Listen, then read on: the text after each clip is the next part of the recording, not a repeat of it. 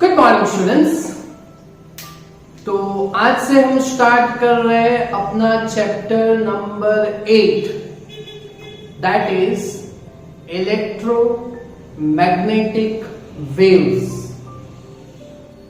ये चैप्टर बहुत शॉर्ट है और उसका वेटेज भी मेरे हिसाब से 3 या 4 मार्क्स तक रहेगा बोर्ड एग्जाम के लिए। ओके, तो the name of the chapter is electromagnetic waves, EM waves. Okay, waves standard 11 में आपने चैप्टर देखा था कि जो वेव होता है वो क्रेस्ट ट्रो ऐसे उसका डायरेक्शन ऑफ प्रोपोगेशन रहता है। ओके, और इसमें आपने इस chapter number 8 that was chapter number 15 in 11th standard. Okay, तो वो भी ऑसिलेशन है, बट ऑसिलेशन एक ही पोजीशन से होता है, वेव आगे बढ़ता ही रहता है। ओके, तो उसके लिए आपने प्रोपोगेशन अगर फॉर एक्स डायरेक्शन में हो तो प्रोपोगेशन ऑफ वेव अगर एक्स डायरेक्शन में हो तो उसके लिए आपने displacement vector y is equal to a sine kx minus omega t था। ये इक्वेशन था ना, y is equal to wave equation, y is equal to a sine kx minus omega t था, ऐसा कुछ equation. Okay, where capital A that is amplitude of wave. Okay, फिर sine function wise crest trough के wise वो change होता रहता है। Okay, और प्रोपोगेशन उसका एक्स डायरेक्शन में है। ओके, तो प्रोपोगेशन अगर आप इसका एक्स इक्वेशन एक्स डायरेक्शन में है तो kx minus omega T. Okay, where omega तो आपको मालूम है that is angular frequency omega 2 pi f या 2 पाई बाय कैपिटल टी, और k जो था ना k वो वहां पे इस वेव का कांस्टेंट था, तो that was called wave vector. k is equal to 2 pi by lambda.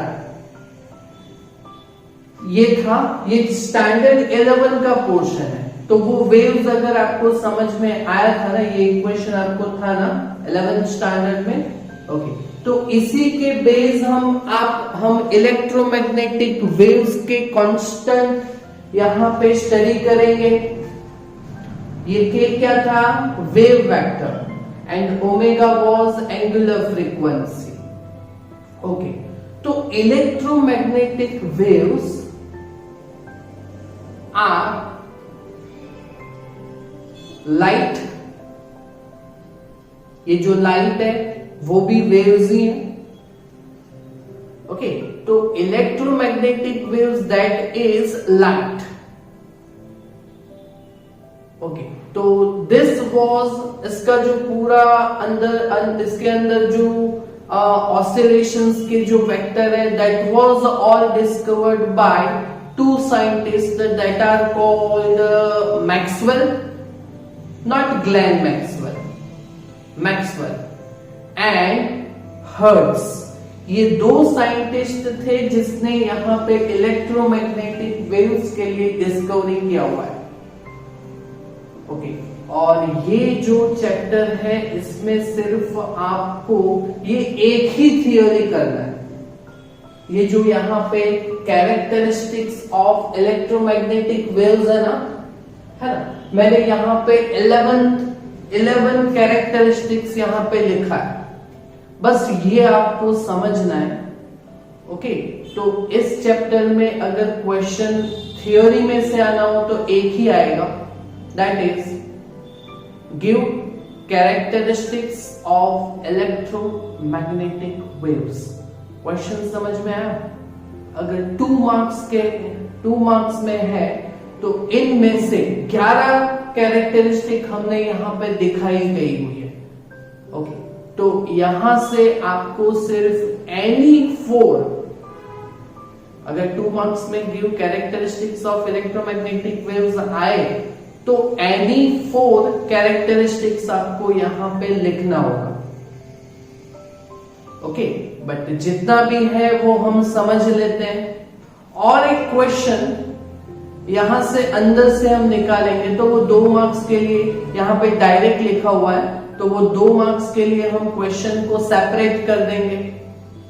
Okay, और ये जो आपको बोर्ड दिख रहा है ना, उसमें कैरेक्टरिस्टिक्स ऑफ इलेक्ट्रोमैग्नेटिक वेव्स है, ये आपको सिर्फ समझना है। ओके, तो आपका यहाँ पे चैप्टर कंप्लीट हो जाएगा। जो सिलेबस में से कट है वो हमने कट कर दिया है, उसको हमें नहीं करना। ओके, तो डायरेक्ट ही स्टार्ट होता है इलेक्ट्रोमैग्नेटिक वेव्स, तो उसके लिए हम कैरेक्टरिस्टिक स्टडी करेंगे। तो इलेक्ट्रोमैग्नेटिक वेव्स प्रोड्यूस कैसे होते हैं? तो अगर कोई चार्ज स्टेशनरी हो तो इलेक्ट्रोमैग्नेटिक वेव्स प्रोड्यूस नहीं होते।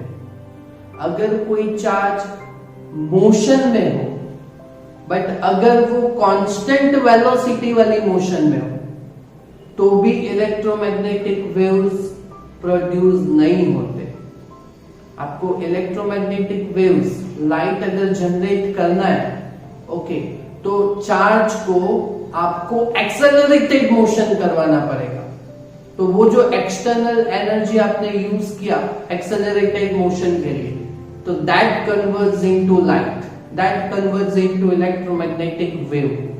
ओके, सो ये जो पूरा डिस्कवरी है इलेक्ट्रोमैग्नेटिक वेव्स का प्रोड्यूस करने का, that was given by a scientist name Maxwell. तो Maxwell and Hertz discovered electromagnetic waves. तो मैक्सवेल ने सबसे पहले प्रोड्यूस किया हुआ था। ओके, और वो कैसे किया था? तो by accelerated charges. Clear? Not by stationary और नॉट बाय कांस्टेंट वेलोसिटी वाले चार्जेस से, एक्सेलरेटेड चार्जेस से। ओके, तो इलेक्ट्रोमैग्नेटिक वेव्स कैसे रहते हैं? ओके, तो हम 3 डायमेंशन यहां पे दिखाएंगे। तो यहां पे 3 एक्सिस है, ऊपर यहां पे x है, यहां पे y है और यहां पे z है। Anti clockwise x, y and z यहां पे दिखा है। ओके, तो हम यहां पे डायग्राम से देखेंगे, आपको समझ में आ रहा है ना?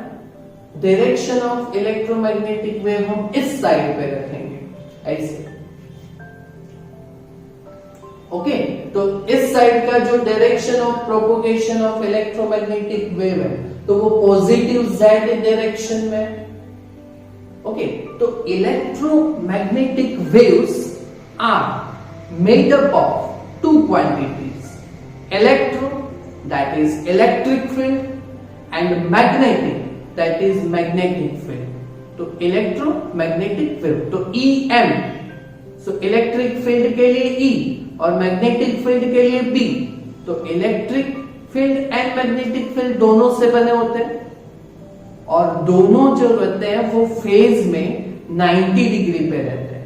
Means both are perpendicular to each other. Okay, तो हमने यहाँ पे direction of propagation of wave यहाँ पे z डायरेक्शन में दिखाया हुआ है। तो पहला हम वेव दिखाएंगे that is crest and trough. Okay, तो वो हम दिखाएंगे x एक्सिस पे, पहले हम दिखाएंगे यहाँ पे, तो वो इलेक्ट्रिक फील्ड का वेक्टर क्रेस्ट एंड ट्रॉप। ऐसे प्रोपोगेशन रहता ही है, हम सिर्फ इतना ही दिखा रहे हैं।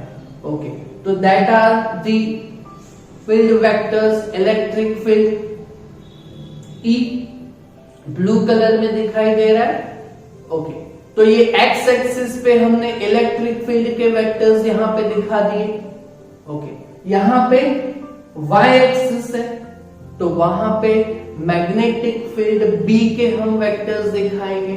Okay, but x and y both axes are perpendicular to each other. Okay, तो x एक्सिस पे इलेक्ट्रिक फील्ड दिखाया, तो मैग्नेटिक फील्ड y एक्सिस पे दिखाया ऐसे ग्रीन कलर में दिख रहा है, दिख रहा है ना आपको? हाँ, तो बस ऐसे. हाँ, तो electric field and magnetic field are perpendicular to each other. Electric field is in x direction, तो magnetic field is in y direction. Okay, तो propagation of electric magnetic wave is in z direction, x y z. Electromagnetic wave, electric x direction पे दिखा है, तो magnetic y direction पे दिखाओ, तो propagation of electromagnetic wave is towards z direction. समझ में आया ना? बस ये एक ही क्वेश्चन आपको करना है. ओके, हमारे पास 11 कैरेक्टरिस्टिक आज समझने के लिए है. ओके, एनी 4 आप लिख सकते हो. ओके, बट न्यूमेरिकल्स भी हमें सॉल्व करने हैं, एमसीक्यूज भी हमें सॉल्व करने हैं, तो जो थोड़ा थोड़ा कैलकुलेटिव पोर्शन है, इक्वेशंस है, वो भी हम थोड़ा फोकस में रखते चलेंगे. ओके, तो फर्स्ट कैरेक्टरिस्टिक, तो इलेक्ट्रोमैग्नेटिक वेव्स में आपने यहां पे देखा कि इलेक्ट्रिक फील्ड के जो वेक्टर्स है E के और मैग्नेटिक फील्ड B का जो वेक्टर है वो B, both are perpendicular to each other. E and B vectors perpendicular to each other. Okay, और direction of propagation of wave z direction में है ना.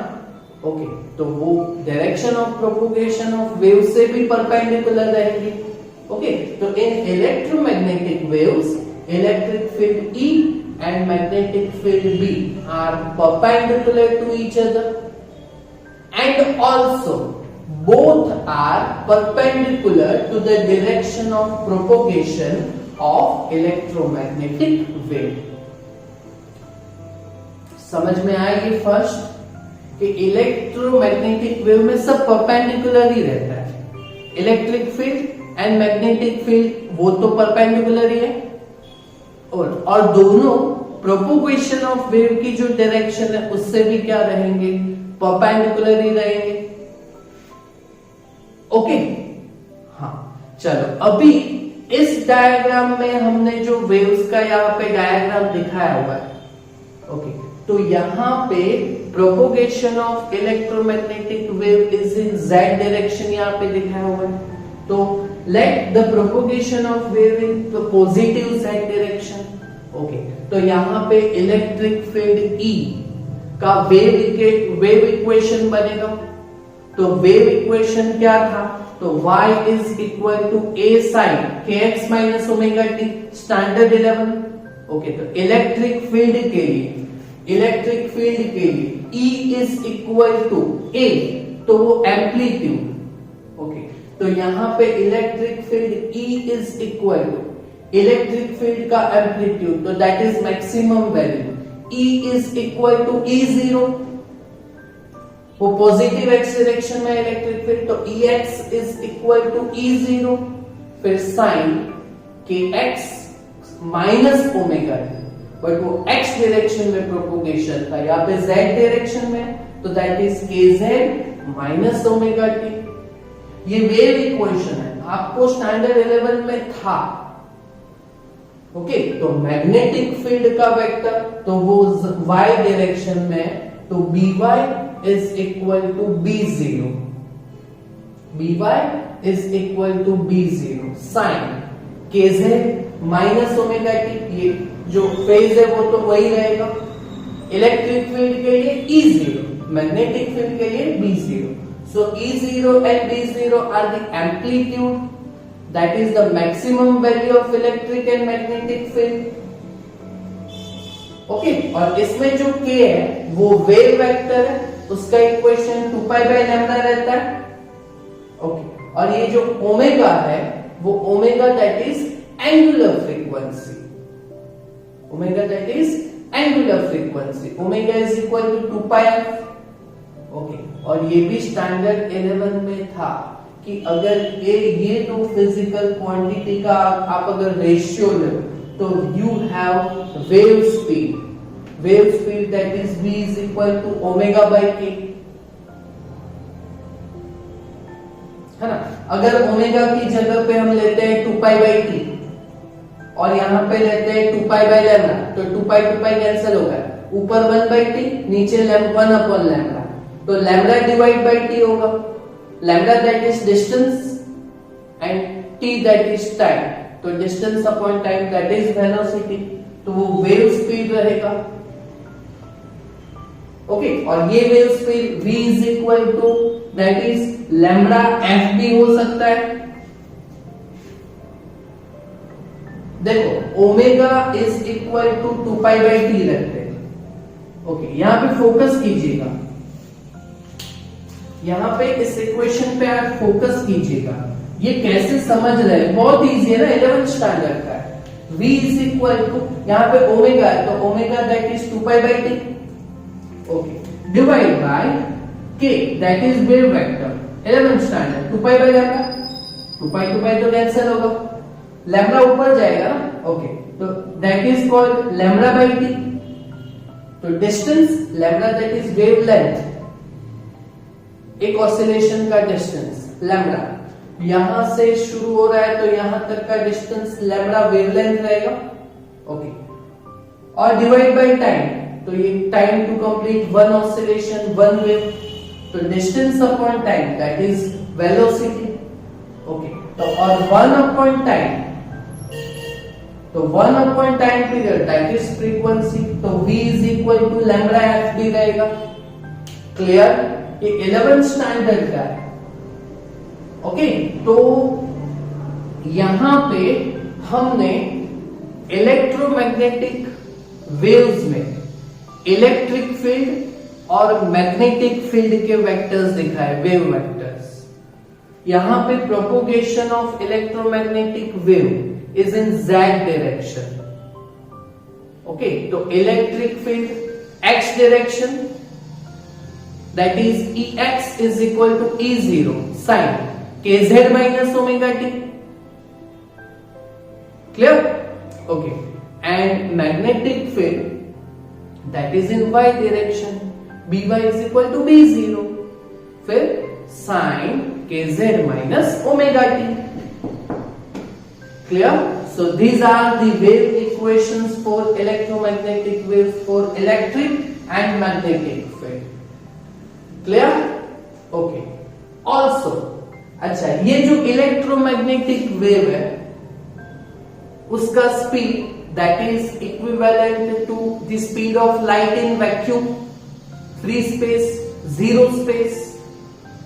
ओके, तो ये जो स्पीड है उसका आंसर 3 into 10⁸ आता है, that is velocity of light 3 into 10⁸ metre per second.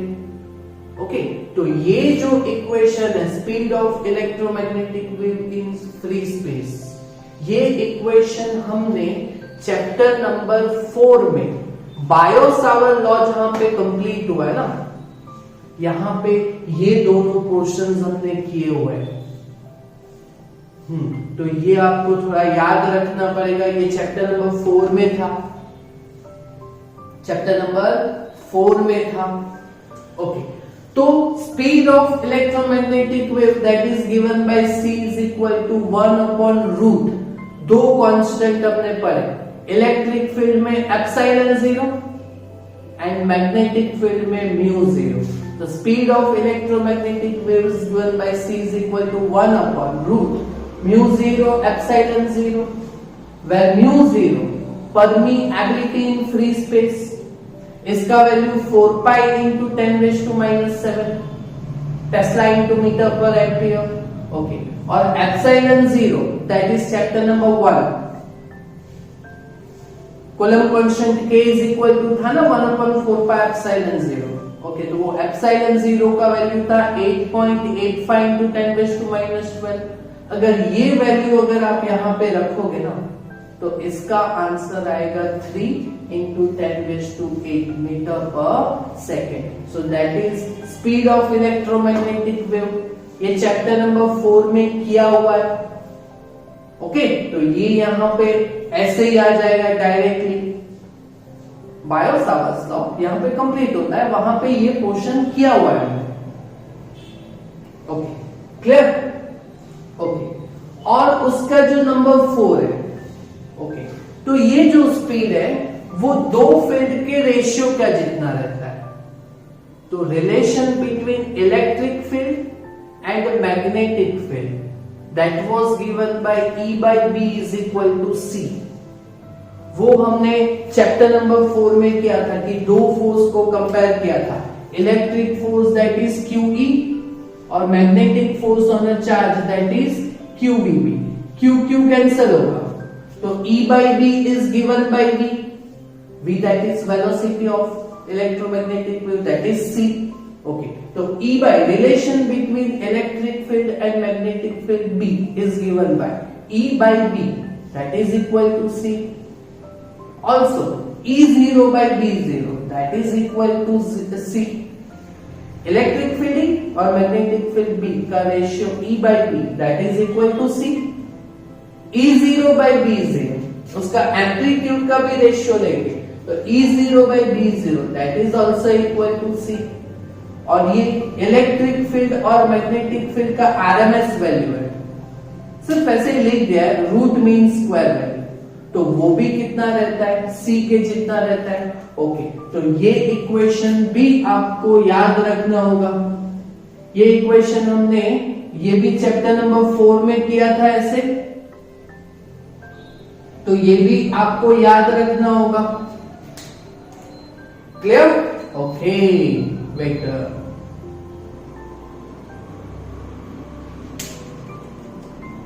ERMS by BI। इसका वैसे कुछ काम नहीं पड़ता, ये दो आपको समझने होंगे।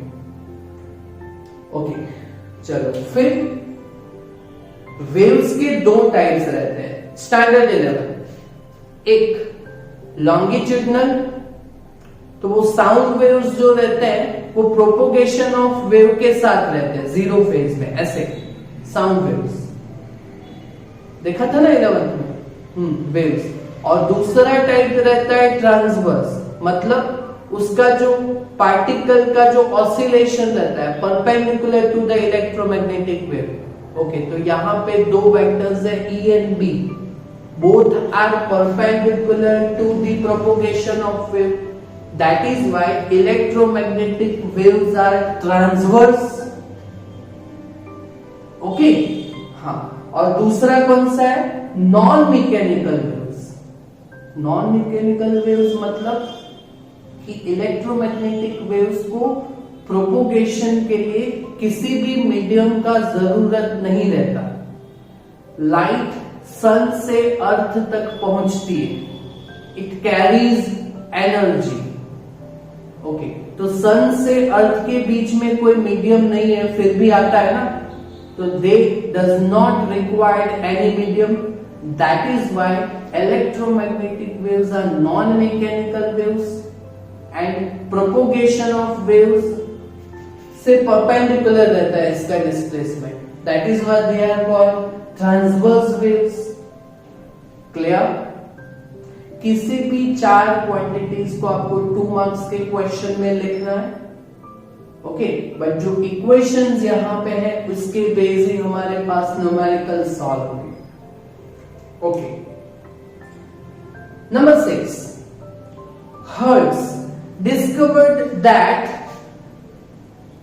electromagnetic waves experiences diffraction। Chapter number 10 में देखा कि लाइट अगर किसी भी पोर्शन पे होती है तो वहां से कट होके जाती है, वहां से डिफ्लेक्ट होती है, दैट इज कॉल्ड डिफ्रैक्शन। दूसरा रिफ्रैक्शन, अगर ट्रांसपेरेंट मीडियम हो तो थोड़ा बाहर जाता, थोड़ा रिफ्लेक्ट होती है और बाकी का अंदर आता है, तो वो थोड़ा बैंड होती है, तो that is called refraction. And the third one is polarisation. ये भी आपने देखा था, पोलराइज्ड। ओके, तो हर्ट्ज ने ये डिस्कवर किया था कि इलेक्ट्रोमैग्नेटिक वेव्स एक्सपीरियंसेस, ये पूरा चैप्टर नंबर 10 में ये 3 फिजिकल क्वांटिटी दैट इज आपने स्टडी करना है फिनोमेना चैप्टर नंबर 10 में। तो डिफ्रैक्शन, रिफ्रैक्शन एंड पोलराइजेशन, तो हर्ट्ज ने ये शो किया था। ओके, नंबर 7, तो भाई इलेक्ट्रोमैग्नेटिक वेव्स सन से अर्थ पे आता है तो दैट कैरीज एनर्जी। इसी की वजह से यहाँ पे अर्थ पे जो लाइफ है वो सस्टेन है। ओके, तो ये देखो, इन electromagnetic waves carry energy from sun to earth, hence life sustain on earth. Okay, तो यही पोर्शन यहाँ पे लिखा हुआ है कि electromagnetic waves transmit energy and दूसरा मोमेंटम। ओके, तो chapter number 11 dual nature of radiation and light, उसमें आपको ये हो गए कि energy of light is given by E is equal to h nu. Chemistry में फोटोन एनर्जी आपने देखा था ना, photon that is quanta of light, तो E is equal to h nu that is hf energy. Okay, और momentum is given by hf by c, momentum p that is equal to hf by c। Okay, तो electromagnetic waves carries energy and momentum. Okay, तो momentum is given by P is equal to hf by c, momentum chapter number 11 में है ही, और chemistry में था ना 11th में photon वाला पोर्शन था ना। हाँ, तो momentum that is hf by c, तो that is hf the energy of light, energy of photon quanta of light. Okay, तो energy u by c momentum, तो u by c, where u is energy of electromagnetic wave, U energy. Okay, तो ये आपको समझ में आ गया। Okay, and energy density that is energy per unit volume that is given by epsilon 0 E square. Energy density for electromagnetic wave rho, energy per unit volume, तो ये epsilon 0 E square, ये जो है ना वो हम अलग सा 2 मार्क्स का क्वेश्चन डिराइव करेंगे। ओके, बट यहाँ पे सिर्फ आपको कैरेक्टरिस्टिक लिखना है, तो इक्वेशन तो ये डायरेक्ट आएगा। सब इक्वेशन मैंने समझाए हुए, ये इक्वेशन भी मैंने समझाया, ये भी मैंने यहाँ पे एक्सप्लेन किया, ये भी मैंने यहाँ पे एक्सप्लेन किया, ये भी एक्सप्लेन किया। ओके, और ये भी मैंने यहाँ पे एक्सप्लेन किया हुआ है। ओके, और energy density rho that is epsilon 0 E square, where epsilon 0 permittivity of free space 8.85 to 10 raised to minus 12, and E that is electric field। बराबर है। ओके, तो ये मैं यहाँ पे डिस्क्राइब नहीं कर रहा हूं, एक्सप्लेन नहीं कर रहा हूं, इसका पूरा अलग से 2 मार्क्स का थ्योरी सॉल्व करेंगे। ओके, और बाकी के तो ये जो है वो आपको आएंगे ही आएंगे। ओके, तो व्हेन इलेक्ट्रोमैग्नेटिक वेव अगर किसी सरफेस पे अगर इंसिडेंट होते हैं, कोलाइड होते हैं, तो वो फोटोन कोलाइड रहता है। ओके, तो वो अगर किसी भी सरफेस पे when electromagnetic waves collides on any surface, okay, तो वो वहां पे प्रेशर क्रिएट करेगा। Okay, so excess pressure on surface and that is called radiation pressure. ये भी आपको समझ में आया कि when electromagnetic waves collides on any surface, तो वो वहां पे क्या एक्सर्ट करेगा, radiation pressure, pressure that is called radiation pressure. Okay, और electromagnetic waves are carries energy and momentum, जो अगर एनर्जी कैरी कर रहा है, इसी की वजह से life sustain on earth. Okay, और आपने यहां पे देखा कि जहां से इलेक्ट्रोमैग्नेटिक वेव्स प्रोड्यूस हो रहा है that is source, So near to the source, electromagnetic waves में E and B are perpendicular to each other and also perpendicular to the direction of propagation. But अगर वो far end पे जाएंगे, बहुत दूर, in a region far from the source, तब ये electromagnetic waves में E and B same phase में आ जाएंगे. यहाँ पे 90 डिग्री के फेज में है ना, तो वो फिर 0 डिग्री पैरेलल हो जाएंगे. तो that are in same phase. Electric and magnetic field are in same phase. Okay. और सबसे इंपॉर्टेंट है ये कि E क्रॉस B अगर आप करोगे, E बाई B का ratio that is velocity C. Okay. अगर आप E क्रॉस B करोगे तो that gives you the direction of propagation of electromagnetic wave. ये भी एक इंपॉर्टेंट पोर्शन है. मतलब कि अगर आप E cross B cross product, तो E क्रॉस B अगर आप करोगे तो आपको direction of propagation of wave मिलेगा. मतलब कि देखो यहां पे direction of propagation of wave z direction में है, तो k कैप है. ओके. तो वो कैसे हम एक्सप्लेन कर सकते हैं? तो electric field is in x direction.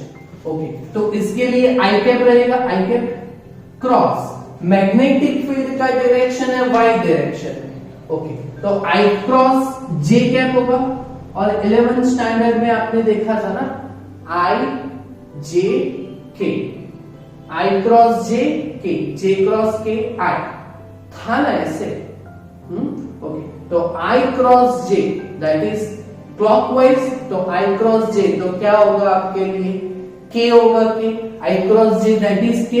तो k cap that is the direction of propagation of electromagnetic wave. ये इंपॉर्टेंट पोर्शन रहेगा एमसीक्यू के भी और न्यूमेरिकल के लिए कॉन्सेप्ट के. ओके. तो direction of E cross B that gives you the direction of electromagnetic wave. Clear? Okay. तो यहां पे हमारे पास फर्स्ट थियरी है कैरेक्टरिस्टिक्स ऑफ इलेक्ट्रोमैग्नेटिक वेव्स. यहां पे 11 है. ओके. और न्यूमेरिकल सॉल्व करने हैं तो उसके बेस हमारे पास ये क्वांटिटी काम में आएगी, ये क्वांटिटी काम में आएगी, ये कैरेक्टरिस्टिक हमें काम लगेगी, ये कैरेक्टरिस्टिक हमें काम लगेगी और ये भी काम में लगेगी. Okay. But any four characteristics आप लिख सकते हो अगर बोर्ड एग्जाम में क्वेश्चन हो. Give characteristics of electromagnetic waves. Characteristics of electric field lines देखा था चैप्टर नंबर 1 में. Characteristics of magnetic field lines देखा था हमने चैप्टर नंबर 5 में. तो यहां पे characteristics of E and wave है. क्लियर? ओके. तो यहां पे हमने एक इक्वेशन प्रूव नहीं किया ये. तो इस इक्वेशन को प्रूव करने के लिए हम अलग से एक 2 मार्क्स का थ्योरी देखेंगे. और वो थ्योरी अगर हो जाएगा तो हमारा थियोरिटिकली और मैथमेटिकल कैलकुलेशन के लिए, न्यूमेरिकल्स के लिए जितना भी पोर्शन है वो सब कवर हो गया. ओके. राइट. ओके. तो आप लिखिएगा ये 11 characteristics of electromagnetic waves. Clear? और आराम से समझ के ये पोर्शन लिखिएगा. Thank you very much.